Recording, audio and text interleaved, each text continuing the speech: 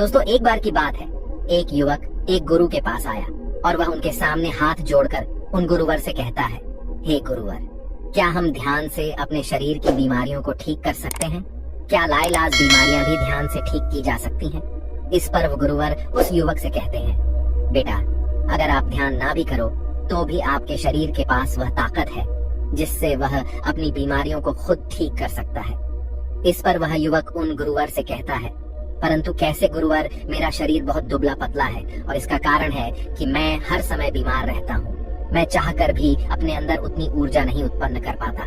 इसके लिए मैंने कई हकीमों और वैद्य का इलाज भी अपनाया, कई तरह के उपाय अपनाए, परंतु उसके के बाद भी मैं इतने वर्षों में अब तक अपने शरीर को ठीक नहीं कर पाया। फिर एक दिन मुझे मेरे मित्र ने आपके बारे में बताया, इसलिए मैं आपके पास आया हूँ। मुझ पर कृपा करें गुरुवर, और मुझे कोई ऐसा उपाय बताएं जिससे मैं एक बार फिर से एक स्वस्थ जीवन जी सकूं, मैं अपने शरीर को ठीक कर सकूं। इस पर वह गुरुवर उस युवक से कहते हैं, बेटा, पहले तो तुम यह समझो कि तुम्हारा शरीर अपने आप में एक अलग अस्तित्व रखता है, अर्थात वह एक अलग स्वतंत्र हिस्सा है जिस पर आपका कोई नियंत्रण नहीं है। तुम्हारे शरीर में होने वाली सभी गतिविधियां जो मुख्य हैं, उन पर आपका कोई नियंत्रण नहीं है, किंतु इन सारी गतिविधियों पर आपके शरीर का पूरा नियंत्रण है। और यही कारण है कि जब आपकी गलतियों के कारण आपका शरीर बीमार पड़ता है तो वह बिना आपसे पूछे ही, बिना आपको बताए, बीमारी के खिलाफ लड़ना शुरू कर देता है, क्योंकि उसे अपने आप को बचाना है। वह आपको नहीं बल्कि अपने आप को बचाने पर ध्यान केंद्रित करता है। तुमने कभी न कभी इस बात पर गौर भी किया होगा कि जब तुम्हारा शरीर बीमार पड़ता है तो वह अपने आप ही अपना तापमान भी बढ़ा लेता है, और कभी कभी वह अपना तापमान कम भी कर लेता है। वह कभी अपने दिल की धड़कनों को तेज कर लेता है, अर्थात कभी अपने रक्तचाप को बढ़ा देता है और कभी उसे कम कर देता है। यदि आप कभी कुछ गलत भी खा लेते हैं तो इसके बारे में आपको नहीं पता होता, किंतु आपके शरीर को यह बात अच्छी तरह से पता होती है कि आपने कुछ गलत खा लिया है, और इसी कारण वह तुरंत ही उसे उल्टी के जरिए बाहर निकालने की कोशिश करता है। इसी प्रकार आपका शरीर आपके द्वारा की गई सभी गलतियों को अंतिम सांस तक सुधारने की कोशिश में लगा ही रहता है। इस पर वह युवक उन गुरुवर से कहता है, हे गुरुवर, आप बार बार यह गलती क्यों कह रहे हैं? गलती से आपका क्या तात्पर्य है? इस पर वह गुरुवर उस युवक से कहते हैं, बेटा, गलती मैं इसलिए कह रहा हूँ क्योंकि आपके जीवन की सबसे शक्तिशाली और सबसे कीमती चीज आपका शरीर ही तो है, और हम इसकी चिंता न करके हम दुनिया भर की चिंता में लगे रहते हैं, और यह चिंता नाम का शब्द ही आपके शरीर को धीरे धीरे खोखला करता जाता है।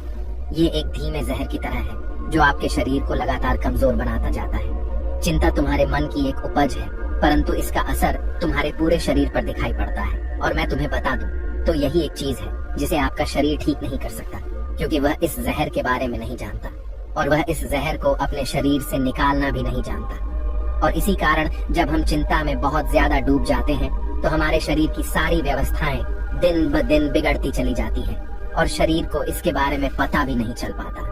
वह ये समझ ही नहीं पाता कि आखिर उसके साथ हो क्या रहा है, क्योंकि उसे तो इसके बारे में तनिक भी ज्ञान नहीं है। इस चिंता नाम के जहर का पता करने के लिए शरीर लगातार प्रयास करता रहता है, वह कुछ न कुछ उपाय करता रहता है, और इसी कारण शरीर बाकी चीजों पर ध्यान नहीं दे पाता। और यही कारण है कि तुम्हारा शरीर दिन ब दिन कमजोर होता जा रहा है। इस पर वह युवक उन गुरुवर से कहता है, हे गुरुवर, आप बार बार यह चिंता के बारे में मुझे क्यों बता रहे हैं?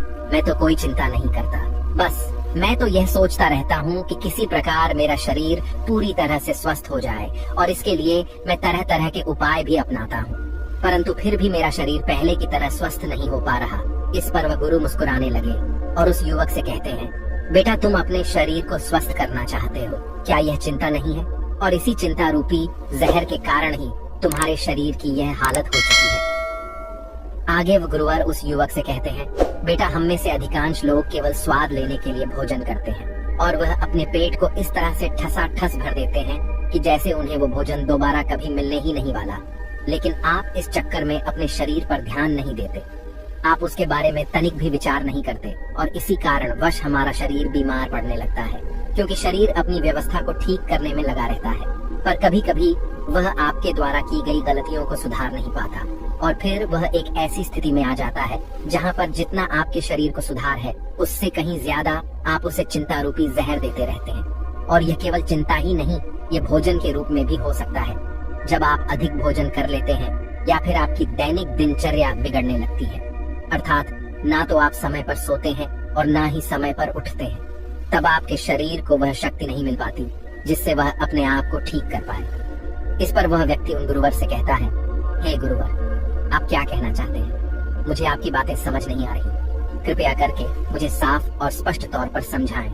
इस पर वह गुरुवर उस व्यक्ति से कहते हैं, बेटा, हमारा शरीर बहुत अद्भुत है और ज्यादातर हमारा शरीर अपनी बीमारियों को उस समय ठीक करता है। जब आप गहरी नींद में सो रहे होते हैं, उस समय शरीर स्वतंत्र रूप से कार्य करता है और आपके भीतर हर प्रकार की कमजोरी, हर प्रकार की बीमारियों को ठीक करने में लगा रहता है। वह अपने भीतर मौजूद सभी विषैली चीजों को बाहर निकाल देता है। परंतु यदि अगर आप ठीक समय पर नींद ना ले तो आपका शरीर देखते देखते कमजोर होता चला जाएगा।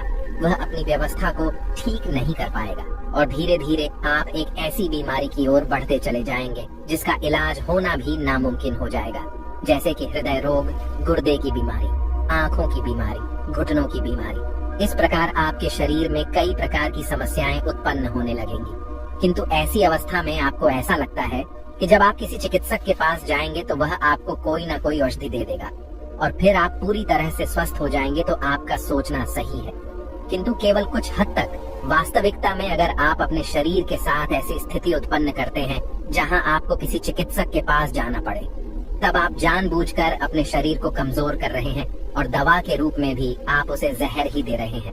भले ही उन औषधियों को खाकर आप अच्छा महसूस करें, किंतु भविष्य में यह आपके लिए और भी नुकसानदायक साबित हो सकता है। इस पर वह युवक आस्थापूर्ण उन गुरुवर से कहता है, हे गुरुवर, यदि हमारा शरीर बीमार है तो क्या हमें चिकित्सक के पास नहीं जाना चाहिए? क्या हमें औषधियाँ नहीं लेनी चाहिए? इस पर वह गुरुवर उस युवक से कहते हैं, बेटा, मैं ऐसा नहीं कहता कि तुम्हें बीमार पड़ने पर चिकित्सक के पास नहीं जाना चाहिए, बल्कि मेरे कहने का अर्थ तो यह है कि हमें अपना जीवन ऐसा रखना चाहिए कि हमें बहुत कम से कम चिकित्सक के पास जाना पड़े। आगे वह गुरुवर उस युवक को समझाते हुए कहते हैं, बेटा, तुमने अपने बड़े बुजुर्गों में किसी न किसी के साथ ऐसा होते हुए देखा होगा कि भले ही वह बहुत बूढ़े हो चुके होंगे, किंतु अंत तक उन्होंने कभी कोई दवाइयाँ नहीं ली होंगी। वह अपने बुढ़ापे तक पूरी तरह से स्वस्थ रहे होंगे और ऐसे आपको कई सारे लोग मिल जाएंगे। हाँ, यह बात और है कि जब बुढ़ापा आता है तो हमारा शरीर कमजोर पड़ने लगता है और एक ऐसा समय भी आ जाता है जब शरीर दुर्बल हो जाता है।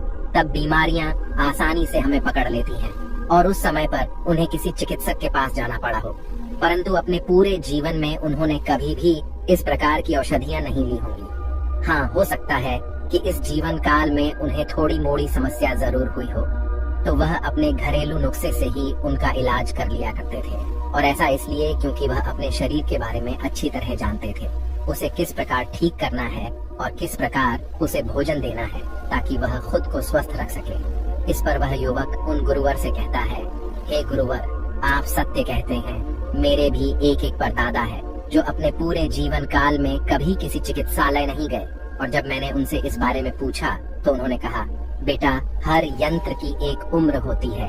अगर हमारे पास कोई यंत्र है और उसमें हम लगातार खराब तेल इस्तेमाल कर रहे हैं तो वह यंत्र बीमार तो हो ही जाएगा, जिस कारण उसे बार बार ठीक भी करना पड़ेगा और उसकी उम्र भी घटती चली जाएगी और वह पहले की तरह काम भी नहीं कर पाएगा। किंतु यदि वहीं पर हम उस यंत्र में अच्छे तेल का इस्तेमाल करें, उसमें अच्छा तेल डाले, समय समय पर उसका रख रखाव करें और उसकी देखभाल करें, तो वह यंत्र अपनी संपूर्ण उम्र तक यूं ही चलता रहेगा। वह कभी खराब नहीं होगा, या फिर हो सकता है कि उसमें थोड़ी मोड़ी खराबी आ जाए तो उसे हम भी ठीक कर सकते हैं। ठीक इसी प्रकार हमारा यह शरीर भी है। इस पर वह गुरुवर उस युवक से कहते हैं, बिल्कुल ठीक कहा तुमने, हमारा यह शरीर एक यंत्र की तरह ही है। यदि आप इसकी देखभाल नहीं करते, उल्टी सीधी चीजें इसमें डालते रहते हैं, इसका रख रखाव नहीं करते, इसकी देखभाल नहीं करते, तो आपका शरीर अवश्य ही बीमार पड़ जाएगा। किंतु वहीं पर यदि हम इसकी देखभाल करें, सही तरह से रख रखाव करें, तो हमारा शरीर खुद की बीमारियों को ठीक करने में पूर्ण रूप से सक्षम है। और हमारे स्वस्थ शरीर के साथ साथ हमारे मस्तिष्क का स्वस्थ होना भी बहुत जरूरी है, जिसके लिए तुम व्यायाम भी कर सकते हो। किंतु यदि तुम हमेशा केवल चिंता में ही डूबे रहोगे, तो तुम चाहे कितना भी पौष्टिक खाना क्यों ना खा लो, कितना भी व्यायाम क्यों ना कर लो, उसका शरीर को कोई भी लाभ नहीं होने वाला। क्योंकि चिंता एक ऐसा जहर है जो धीरे धीरे हमारे शरीर की सभी व्यवस्थाओं को बिगाड़ कर रख देता है और हमारा शरीर उसे अच्छी तरह से समझ नहीं पाता, इसलिए वह इसका इलाज नहीं कर पाता। आगे वह गुरुवर उस युवक से कहते हैं, बेटा तुम यहाँ पर यही जानने आए थे न कि ध्यान करने से शरीर अपनी बीमारी को ठीक कर सकता है या नहीं। तो इसका सीधा सा जवाब ये है कि शरीर की ऐसी कोई भी बीमारी नहीं है जो वह खुद ठीक ना कर सके, किंतु सबसे पहले हमें इस बात पर ध्यान देना चाहिए कि हमें अपने शरीर में बीमारी आने ही नहीं देनी चाहिए, और यदि शरीर में बीमारी आ भी जाए तो हमें अपने शरीर को इतना स्वस्थ और दुरुस्त रखना चाहिए कि वह उस बीमारी से आसानी से लड़ सके। किंतु यहाँ पर हम मनुष्य क्या करते हैं, हम ठीक इसका उल्टा करते हैं। हम अपने शरीर में तरह तरह की बीमारियों को आने का आमंत्रण देते हैं। तभी वह युवक उन गुरुवर की बात काटते हुए कहता है, हे गुरुवर, आप ये कैसी बातें कर रहे हैं? भला कौन चाहेगा कि उसका शरीर बीमार हो जाए, और वह भला जानबूझकर अपने शरीर को बीमार करने के लिए आमंत्रण क्यों देगा? इस पर वह गुरुवर उस युवक से कहते हैं, बेटा तुमने अपने आसपास देखा ही होगा कि लोग तरह तरह के नशीले पदार्थों का सेवन करते हैं।